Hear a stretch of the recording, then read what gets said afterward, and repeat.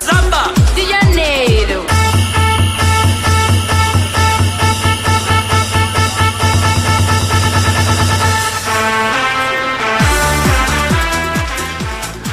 이동의 뉴스 정면승부 4부 시작하겠습니다. 이번 주부터 프로그램 시간을 앞당기면서 일부 코너에도 변화가 왔죠. 오늘부터 2주에 한 번씩 이 시간에는 재벌 개혁에 대한 이야기를 해볼 건데요.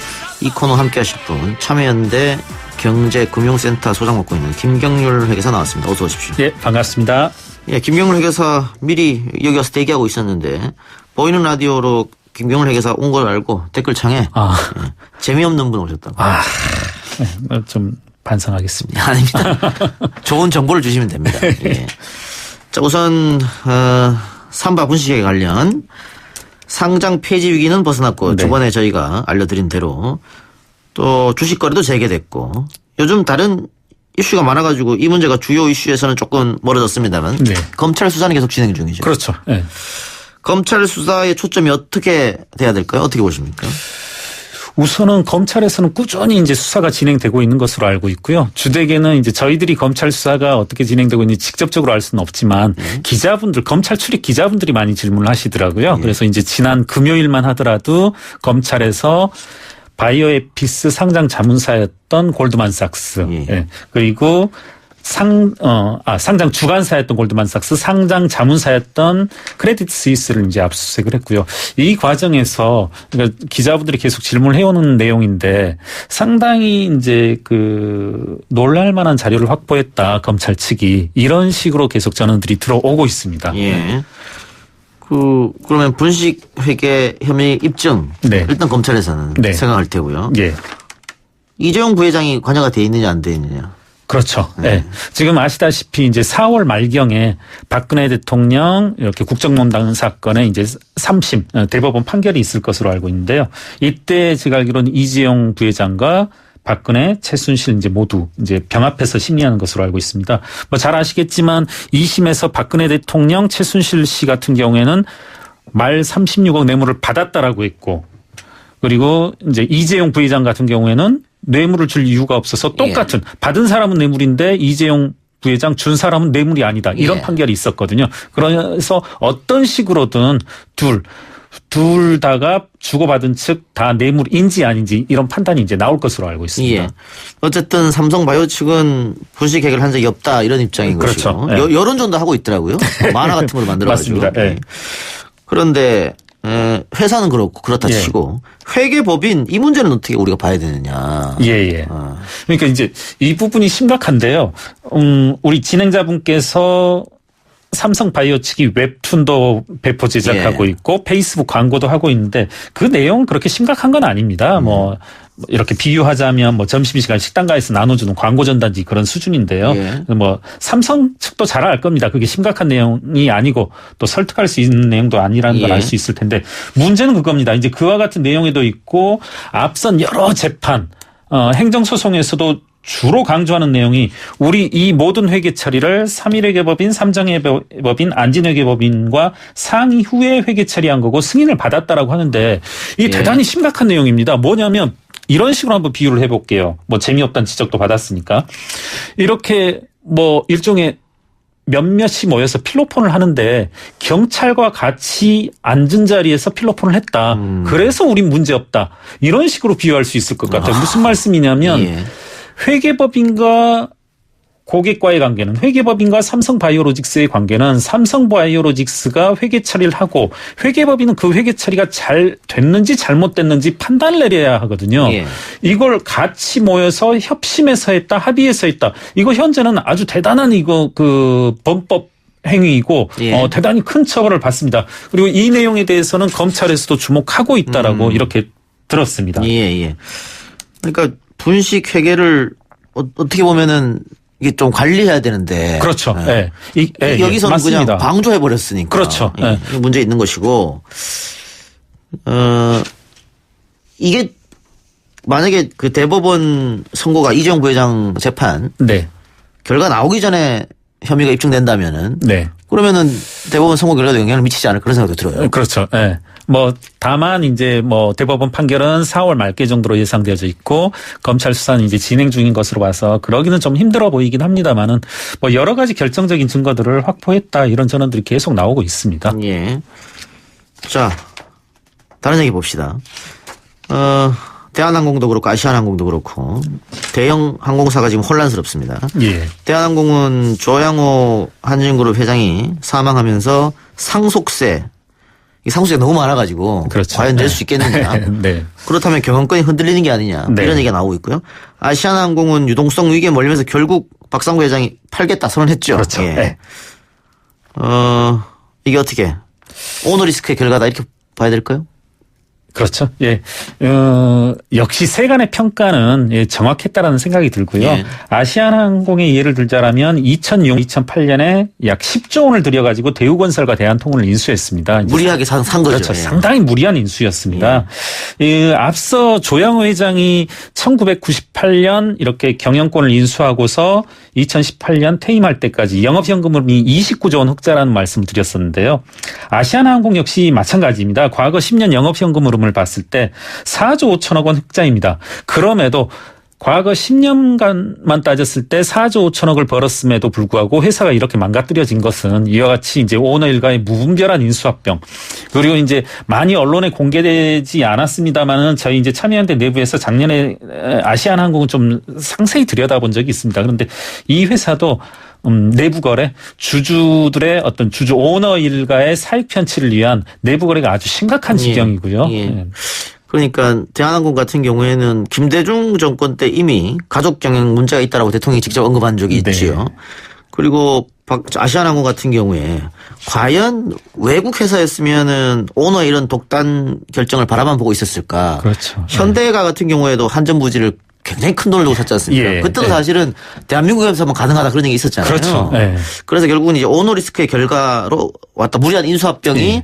유동성 위기를 가져왔다 이건데. 예. 자, 문제는 아시아나 매각 대금이 굉장히 크고 예. 항공사는 외국인이 경영을 할 수 없기 때문에 그렇습니다. 예. 이 큰 회사를 살려면은 또 다른 재벌밖에 없다. 그렇긴 하죠. 예. 그런 그래서 한이 뭐 있을 것으로 보입니다. SK 한화, 네. 애경 뭐 이런 이름들이 오르내리더라고요. 그렇죠. 그런데 당사자들은 아무 말이 없어요. 네. 이건 어떻게 뭐 조금 이 인수전에 뛰어들 때 네. 저 나은 조건을 인수하기 위해서 이렇게 눈치 본다 이렇게 봐야 되나요? 아무래도 그래야 될 것 아니겠습니까? 예. 예. 욕심은 당연히 갖고 있겠죠, 다들. 그렇죠. 이게 지금 이제 언론에 보면은 매각 대금 1조 원 안팎으로까지 예상을 하고 있는데요. 앞서 한번 이렇게 편하게 한번 보시면 됩니다. 제가 영업현금으로 과거 10년 4조 5천억 원이었으니까 1년에 4,500억 원을 벌어들인다 생각을 해보십시오. 그리고 지금 매각하려는 지분이 33%이니까 1년 4,500억 원에 33%면 1,500억 원을 벌어들이는 거거든요. 한번 이제 가볍게 생각해 보십시오. 청취자분들도 1년에 1,500억을 벌어들일 수 있으면 얼마나 투자할 수 있을지. 그렇다면 그런 관점에서 본다라면 1조 원 정도는 뭐 쉽게 투자할 수 있지 않나. 네. 예. 물론 이제 오늘 현재 종가로 따지면 이제 33.47%가 약 5,800억 정도 되는데요. 그만큼 이제 오너 리스크가 앞으로 또 제거될 것이고 그리고 그만큼의 이제 현금 흐름이 있을 거 경영권 프리미엄까지 본다라면 예. 1조 원 정도는 충분하지 않을까. 그러니까 그 새로운 경영자가 와서 제대로 꾸리면 아시아나는 알짜 회사다 이렇게 되는 거예요. 그렇습니다. 그렇습니다. 그와 같은 이제 기대를 반영하듯이 지금 최근 3거래일, 금요일, 월요일, 화요일 오늘까지 이렇게 3거래일 동안 아시아나항공 같은 경우에 무려 이제 76%가 주가가 올랐습니다. 예. 아시아나 항공 주식 산 사람은 좋겠네요. 그렇죠. 그래. 알겠습니다. 그럼 좀 언론 보도를 보면은 이 매각 대금도 크고 네. 회사도 크기 때문에 예. 인수 기업이 결정 난다 하더라도 시간이 좀 걸릴 것이다 이런 얘기도 있던데요. 아무래도 이제 이와 같은 거대 빅딜의 경우에는 여러 가지 이제 실사의 시간이라든가 이런 것까지 해서 이제 시간은 걸리겠죠. 그런데 제가 봐서는 워낙 매력적인 매물인 만큼 국내 굴지의 재벌들이 이제 몰려들 것이고 그럼 매수자를 찾는 데는 뭐 어렵지 않겠는가 이렇게 예. 생각되어집니다. 예. 그 조양호 회장이 타계하면서 네. 보수 야당에서는 조 회장의 죽음을 정부 탓으로 예. 돌리는 게 많더라고요. 예. 어떻게 보십니까? 한번 뭐 이런 말씀 먼저 드려보자면 스튜어드십 코드의 목적은 이제 국민연금의 장기 수익 향상 그리고 가치 제고에 있다라고 하고 있고요. 국민연금은 주총장에 가서 의결권을 행사한 것뿐이거든요. 예. 반대표 행사한 것뿐인데 과연 그와 같은 행위로 조양호 회장이 돌아가셨다.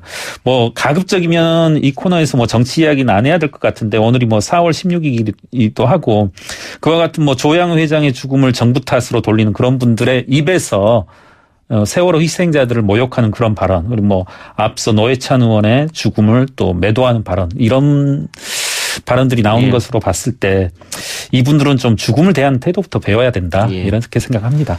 어쨌든 국민연금이 갖고 있는 돈은 국민연금의 돈이 아니잖아요. 그렇죠. 우리 국민 돈 아니겠습니까? 예. 국민 다수의 어떤 노후를 보장할 수 있는 뭐 그와 같은 알토란 같은 자금이기 때문에요. 예. 잘 키워내고 그러기 위해서는 앞으로도 적극적으로 스튜어드십 코드 그리고 주총장에서 주주권 행사 나아가서는 예. 뭐 이사 해임안건 뭐 예. 이런 적극적인 그렇습니다. 주주권 예. 행사도 해야겠죠. 조양호 회장 연임 실패하고 나서 대한항공 주가가 계속 뛰었지 않습니까? 그렇습니다. 네, 그런 걸 봤을 때는 예. 오히려 국민연금의 이런 선택을 시장에서는 반겼는 게 아닌가. 그렇죠. 예, 예. 그렇게 볼 수 있겠고요. 뭐 언론에서는 시장은 매정했다 이렇게 표현을 하는데 네. 뭐 그것보다는 시장은 정확했다 예, 이렇게 봐야 정확했다. 되겠죠. 그래요. 자, 그렇게 되면 조양호 회장의 빈자리는 누가 채울 것인가. 일단은 아들이죠. 3세 예. 조원태 사장이 맡게 되느냐 아니면 전문 경영인 체제로 가느냐 예. 이 문제인데 예. 일단 조원태 사장이 경영 능력이 검증됐나요? 어떻습니까? 앞서 뭐 이제 조원태 회장의 뭐 이제 과거 뭐 어떤 사람을 평가하는 데 있어서는 뭐 냉정하긴 하지만 과거 어떤 일이 있었는지를 뭐 뒤져보는 수밖에 없을 텐데요. 맨 처음에 뭐 인하대학교 부정편입 논란이 있었고요. 그다음에 사이버 스카이라든가 이런 것들을 통해서 이제 사익 편취 행위를 했었고 심지어는 2000년도에 경찰관 뺑소니 사건, 2005년 뭐 할머니 폭행 사건 등도 있었지 않습니까? 이런 것으로 봤을 때 이제 과연 이분이 경영 능력이 있을지 뭐 상당한 의문은 뭐 둔다라고 봐야죠. 예. 그래도 대한항공 측에서는 전문 경영인보다는 본인들이 경영을 하고 싶어 할 텐데. 네. 그러려고 하면은 어쨌든 주식을 많이 확보해야 되지 않습니까? 그래야 되겠죠. 그런데 네. 지금 상속세가 굉장히 크기 때문에 그렇죠. 네. 그 상속세를 내려면 일부 주식을 팔아야 된다 이런 얘기가 있더라고요. 그렇죠. 지금 이제 저희들도 여러 가지 이제 금융감독원에 공시되어진 정보, 공정거래위에 공시된 정보를 가지고 이제 참여연대 내부에서도 많이 이제 리포트도 작성하고 해봤는데요. 약 2천억 정도로 추산됩니다. 최대치로는. 그리고 이제 뭐 한 1,500억에서 2천억 정도로 될 것으로 보이는데 제가 봤을 때는 이와 같이 한진칼의 지분을 유지하는데 보호하는 데는 큰 무리는 없지 않겠는가. 왜냐하면 이 상속세 2천억의 재원은 조양호 회장이 가지고 있는 지분으로 내어야 할 수도 있지만 기왕에 가지고 있던 뭐 조원태 회장, 조원태 아들 조원태 그리고 조연아 뭐 이런 기존의 자식들이 가지고 있던 재산으로도 낼 수 있고 사실은 그리고 우리나라는 연부연납 제도라고도 해서 이걸 약 5년에 걸쳐서 나눠낼 수도 있고 하거든요. 예. 예. 그런 것으로 봐서 뭐 일부 보수 언론에서는 자칫 경영권 넘어가게 생겼다 이런 식으로 염려를 하는데 그러기까지는 힘들지 않겠는가. 예. 지금 상속세가 언론에 보도된 거로 보면 한 1,700억 원대라고 얘기하는데. 그렇습니다. 예. 이 정도 되면 50%입니까? 상속세가? 상속세는 그렇습니다. 50%. 예, 거기에 이제 그 최대 지주 지분의 경우에는 20% 할증이 넘어가서 이제 60%라고 하는데요. 네. 자칫 이 부분에서 이제 오해가 있을까봐 많은 분들이 또 이제 걱정하는 게 우리나라의 상속세율이 너무 높다. 제가 그 질문 드리려고 그랬어요. 아, 네. 60%에 달해서 너무 높다 이런 말씀들을 하는데 이게 명목세율이고요. 명목세율은 제가 알기로 일본의 55% 다음으로 우리나라가 50% 이렇게 해서 높은 것으로 나타나는데 실제 그 과세 표준 대비 세액을 나눈 이제 실효세율이라고 하면 우리나라의 경우에 약 32% 최고구간 이제 초부자라고 할 수 있는 과세 표준 500억 이상의 구간에서도 불가라고 하긴 뭐합니다만 32% 정도입니다. 정도. 네. 그리고 실제로 상속세 부담 이제 연동되는 이제 소득세 부담과 합해진 이제 개인소득세 부담은 OECD 평균에 못 미칩니다.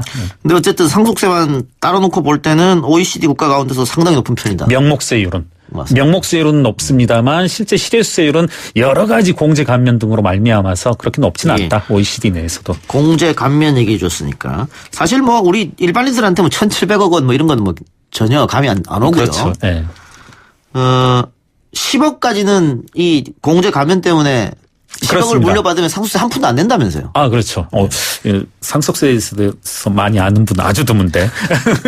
최근에 이제 가업상속공제 얘기가 나와서 저희도 이제 많이 그 토론회도 나가고 했습니다만은 한번 이런 말씀 한번 드려볼게요. 계속 이제 한 측에서 보수 언론과 경제신문에서는 어떤 말씀을 하시냐면, 야, 독일에서는 매년 15,000명가량, 10년 동안 10몇만 명가량이 가업상속공제를 받았다. 이런 주장을 하세요. 저는 어떤 말씀을 하고 싶냐면 우리나라에서는 상속세를 내시는 분이 6,000명밖에 되지 않습니다. 모두 다 합해서 1년에. 네. 그러니까 독일에서는 15,000명이 1년에 가업상속공제를 받는다라고 이제 문제 제기를 하시는데 우리나라는 상속세 자체를 내시는 분이 6,000명밖에 안 돼요. 네. 애시당초 우리나라에서는 98% 정도 98% 정도가 돌아가시게 되면 상속세 부담이 전혀 없는 그런 체계입니다. 예. 그래서 그러니까 뭐 나 집 한 채 달랑이 있는데 이거 네. 내 아들한테 주는데 좀 국가에서 반을 떼간다. 이건 말이 안 된다 이거죠. 그렇죠. 10억까지는 공제 감면 때문에 한 푼도 안 내기 때문에. 네. 그래서 우리가 흔히 지금 상속세가 과하다 하는 것은 소위 말하는 초부자들한테만 해당되는 이야기다. 그렇습니다. 그러니까 어떻게 보면 진행자분이나 저나 걱정 안 할 내용인 거죠. 그래요. 제가 잘 모르고. 아닙니다. 예. 근데 이 걱정을 해야 좋은 건가요? 그래야 되지 않겠습니까? 걱정하고픈. 네. 그래, 알겠습니다. 청취자분들 중에서 걱정하고 싶다라고 해서 생각되는 분도 있을 것 같아요. 네.